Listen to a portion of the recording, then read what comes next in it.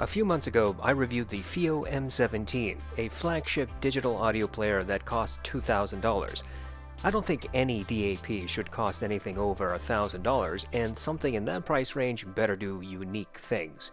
So, I find the M17 a very niche product that doesn't make sense for the vast majority of audiophiles.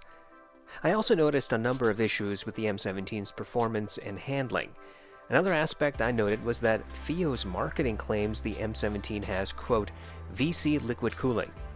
In my review, I referred to a teardown video on YouTube which did not show anything resembling a liquid cooling structure. I contacted Fiio about this, gave them a link to that video, and asked if the M17 has liquid cooling. The answer is no.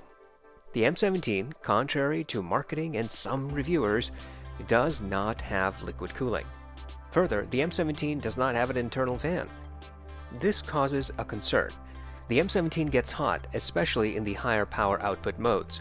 The internals are sandwiched together. During my time with the M17 in its so-called portable mode, I never noticed that the passive cooling was transferring heat with any obvious regularity.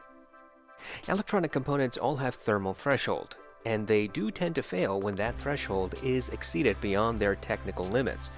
Obviously, the M17 is in this position. In my review, I mentioned that Fiio only offers their standard 1-year warranty with the M17. There is no extended warranty or continued service option with the M17. Among all the other factors with the M17, I think the lack of any active cooling system inside the device and the lack of liquid cooling makes using the M17 in its higher power output modes a little bit dangerous. Ultimately, it's your choice if you feel like spending money on the M17.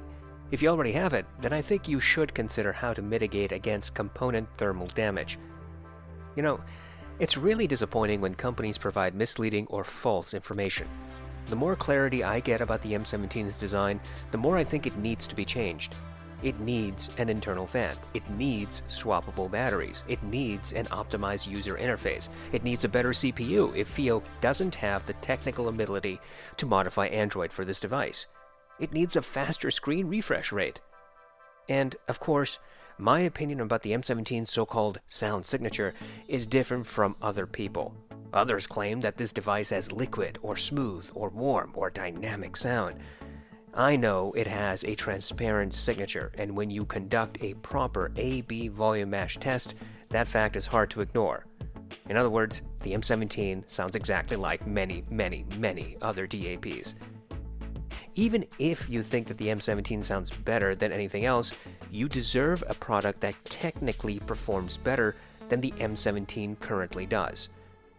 I encourage you to think about all of that before you pull the trigger on the M17.